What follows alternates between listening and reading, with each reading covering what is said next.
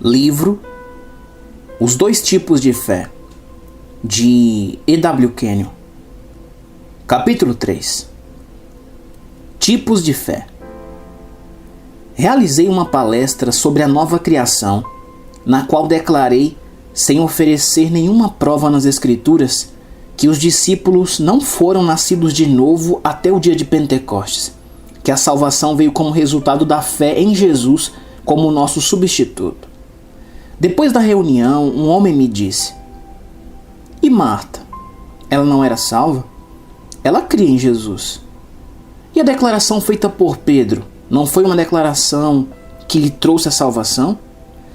Que tipo de fé os homens tinham em Jesus antes de sua morte e ressurreição?"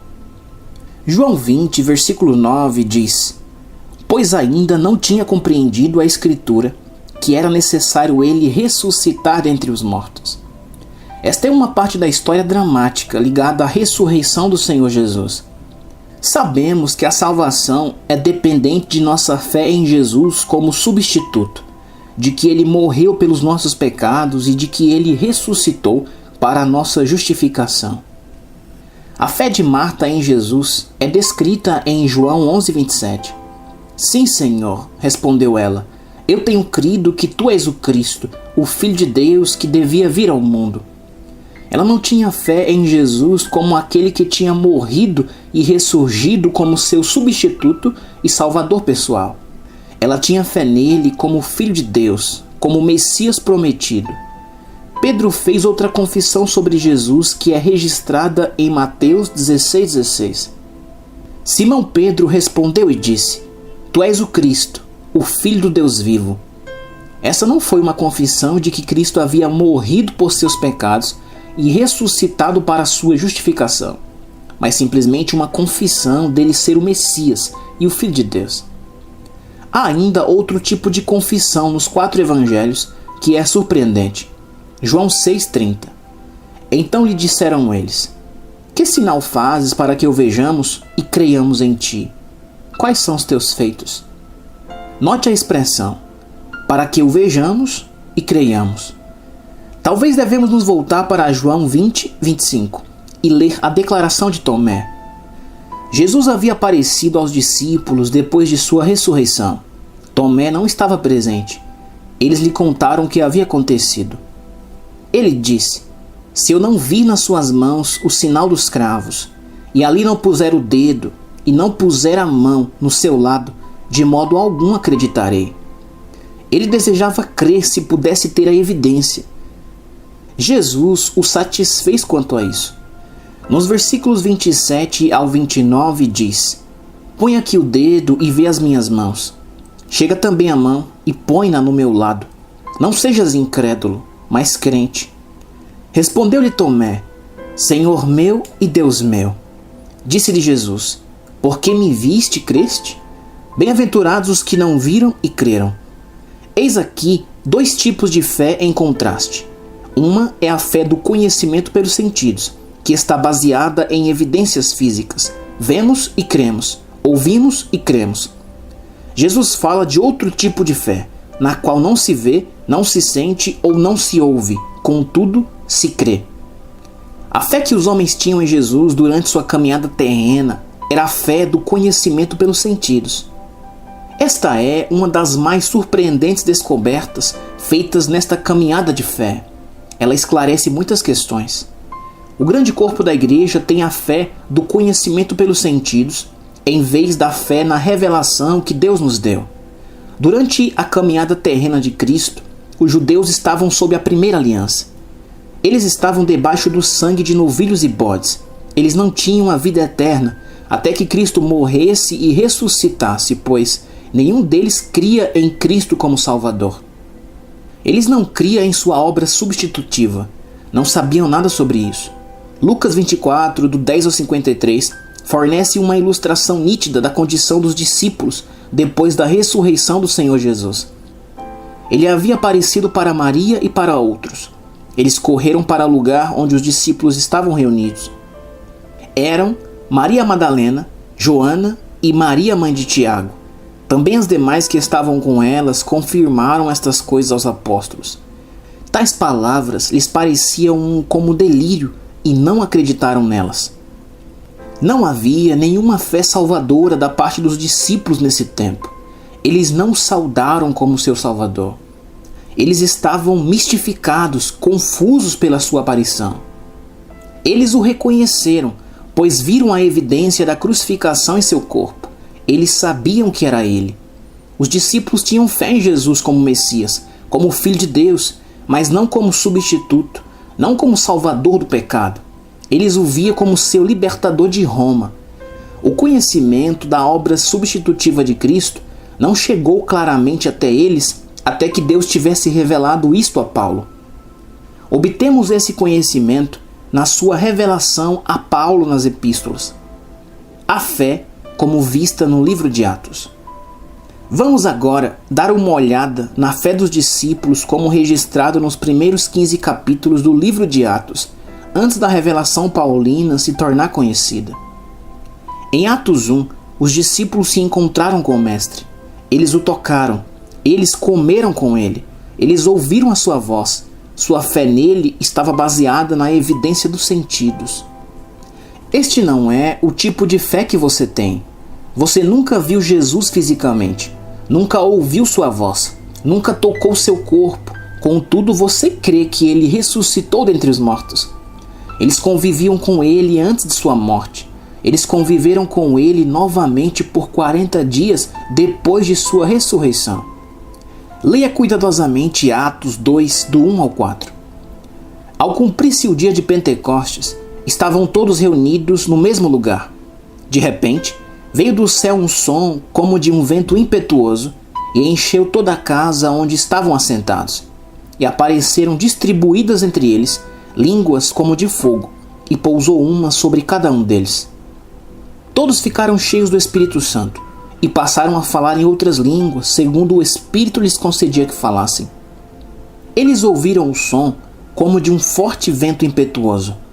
Eles viram línguas como de fogo repartidas sobre a fronte de cada um deles. Eles os ouviram falar em línguas e glorificar a Deus. Não havia nenhuma fé vinda por meio da revelação. Era uma fé vinda puramente do conhecimento pelos sentidos. Eles creram nas línguas porque as ouviram. Eles creram que o Espírito havia chegado porque tinham visto as evidências. Os poderosos milagres que se seguiram, registrados em Atos 5, concederam às multidões uma grande fé na ressurreição do Senhor Jesus. Não é esse o tipo de fé que você tem hoje, porque não tem as evidências físicas que eles tinham em Jerusalém. 1 João 1, do 1 ao 4 diz: o que era desde o princípio, o que temos ouvido, o que temos visto com os nossos próprios olhos, o que contemplamos e as nossas mãos apalparam com respeito ao verbo da vida. E a vida se manifestou, e nós a temos visto e dela damos testemunho, e vos anunciamos a vida eterna, a qual estava com o Pai e nos foi manifestada. O que temos visto e ouvido, anunciamos também a vós outros, para que vós igualmente mantenhais comunhão conosco. Ora, a nossa comunhão é com o Pai e com seu Filho Jesus Cristo. Pedro e os demais viram Jesus com seus próprios olhos, depois da ressurreição, e com suas próprias mãos o apalparam. Jesus lhes dera o direito de usar o seu nome e de impor as mãos sobre os enfermos. Eles manifestavam esta autoridade. Em Atos 3,6, Pedro e João usaram o nome de Jesus para curar um homem inválido na porta formosa do templo. As multidões podiam ver o homem que eles antes haviam conhecido como um aleijado impotente, agora curado diante de seus olhos. O Sinédrio não podia dizer nada quando os prendeu. Atos 4,14 diz: vendo com eles o homem que fora curado, nada tinha que dizer em contrário. Isso fechou suas bocas. Quando eles perguntaram no dia de Pentecostes: que faremos para sermos salvos? Pedro não disse que deveriam crer no Senhor Jesus Cristo. Ele simplesmente disse: arrependei-vos e cada um de vós seja batizado em nome de Jesus Cristo para a remissão dos vossos pecados. A revelação sobre a fé não tinha chegado ainda. Deus estava tratando com eles como crianças. Ele não lhes pediu para crer em algo que não podiam ver, ouvir ou sentir. É interessante notar que muitas vezes os crentes nos dizem: queremos um tipo de cristianismo primitivo, tal como a igreja tinha nos primeiros poucos anos de sua existência. Eles não sabiam que, tentando obter esse tipo de cristianismo, estavam repudiando a fé real e a palavra. Eles declaram que ninguém jamais recebeu o Espírito Santo, a não ser que tenha recebido uma manifestação física. Eles não creem que Deus está no meio do povo, a não ser que haja uma evidência dos sentidos. Isso não é fé na palavra de Deus. Isto é fé nos sentidos. Eu vi, o ouvi, o senti, portanto creio que o tenho. Gálatas 3, do 2 ao 3, diz: quero apenas saber isto de vós. Recebestes o Espírito pelas obras da lei ou pela pregação da fé? Sois assim sensatos que, tendo começado no Espírito, estejais agora vos aperfeiçoando na carne ou nos sentidos?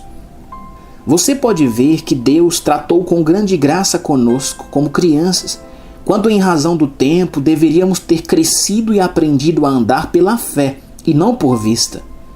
Se você estudar cuidadosamente os primeiros 15 capítulos do livro de Atos, notará que não há a menor evidência de que alguém entre eles tenha entendido o ensino da substituição. Não há nenhum indício do grande ensino sobre a justiça. Não há nenhuma indicação de que eles entendessem o que o novo nascimento significava. Eles desfrutavam dele, andavam na sua plenitude, mas não o entendiam. Isso viria mais tarde, através da revelação que o Pai daria ao apóstolo Paulo.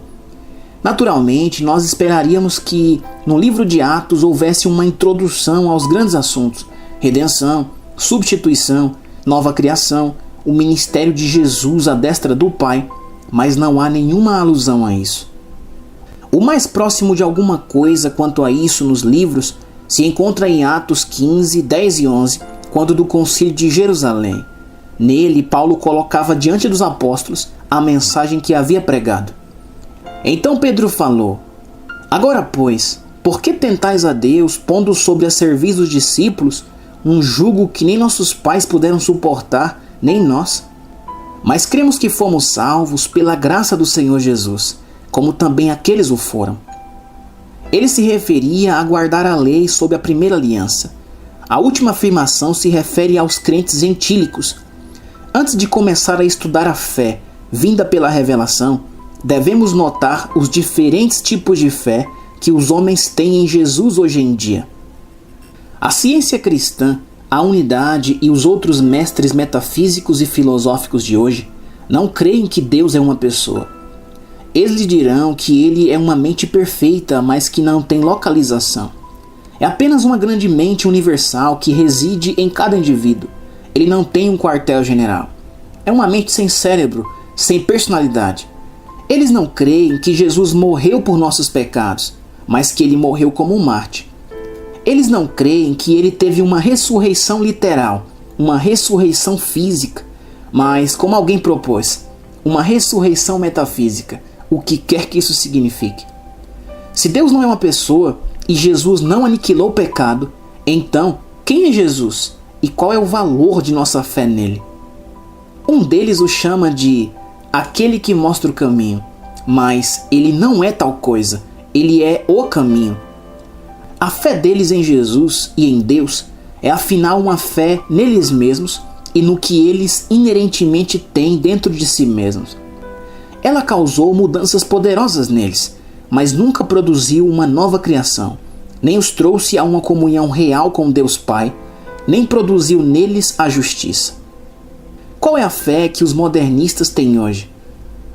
Não é a fé em Jesus como substituto, pois eles não creem no sacrifício substitutivo de Cristo. Não é a fé em Deus Pai como revelado a nós por Jesus. É a fé no conceito que o homem tem de Jesus. Não produz uma nova criação, não salva os perdidos. O homem tem fé na ciência e proclama em voz alta a ciência como o Deus moderno do ser humano. Mas a ciência não é nada senão um fragmento do conhecimento que o homem reuniu dentre o grande corpo de verdades ocultas no universo. Ele obteve este conhecimento através dos 5 sentidos. Estes 5 sentidos têm sido incapazes de encontrar razão para a criação ou a sua causa. Eles não descobriram a origem da vida ou do movimento, ou a autoridade ou o poder que mantém o universo coeso.